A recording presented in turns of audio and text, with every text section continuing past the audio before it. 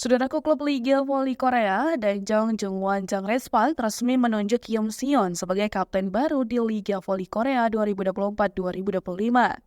Kim Seon menggantikan Lee So-young yang kini hengkang dari IBK Altos. Pelatih Redspak Ko Hee-jin menilai jika Kim Seon mempunyai karakter yang sesuai dengan kriteria seorang kapten. Dikutip dari Never Sport, Ko Hee-jin memuji Kim Seon yang memiliki sifat tanggung jawab dan kepemimpinan yang baik. Mendapat tugas double selain berperan sebagai setter, Kim Si-son merasa tak ada masalah yang berarti. Kim Si-son sadar akan perannya, ia sadar akan tanggung jawab yang lebih besar lantaran bertugas sebagai kapten. Di samping itu, Kim Si-son juga menyinggung nama Megawati Angestri yang memang akan kembali berseragam Redspak musim depan. Tak hanya mendapat job desk lebih sebagai kapten, Kim Si-son menilai jika tugasnya sebagai setter juga akan lebih kompleks dengan kedatangan Fan Cha-bukilik. Pasalnya, Fan Cha-bukilik mempunyai peran yang sama dengan Megawati, yakni opposite.